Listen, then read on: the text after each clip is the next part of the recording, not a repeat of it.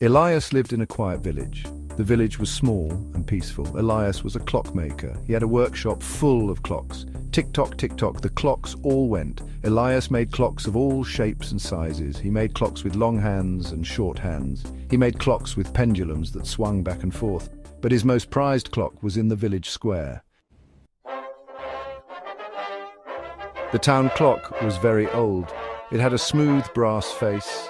There were no numbers on the clock. It had no hands either. The villagers found it strange. They asked Elias, "How can you tell time without numbers and hands?" Elias would smile. "This clock tells a different kind of time," he'd say. One day, a big storm came. The wind howled, rain lashed down, lightning flashed across the sky. When the storm passed, something strange happened. All the clocks in the village had stopped. Even the town clock with no hands had stopped. The villagers panicked. "Time has stopped," they cried. They ran to Elias. "Elias, what do we do?" they asked. Elias listened patiently. He smiled gently. "Don't worry," he said. "Even time needs a rest sometimes."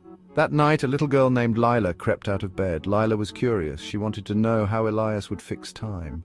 She tiptoed to his workshop. Lila peeked through the window.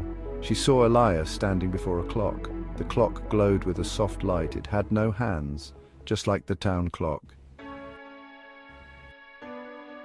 Elias whispered to the clock. "Are you ready?" he asked. Then he turned and saw Lila. "Would you like to see where time is born?" he asked.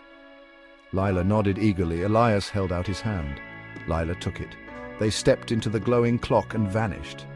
The next morning, the village awoke to a wondrous sound. Tick-tock, tick-tock. The town clock was working again. No one saw Elias or Lila that day, but whenever the town clock chimed, the villagers smiled. They remembered the clockmaker's secret. They knew that time was a magical and mysterious thing.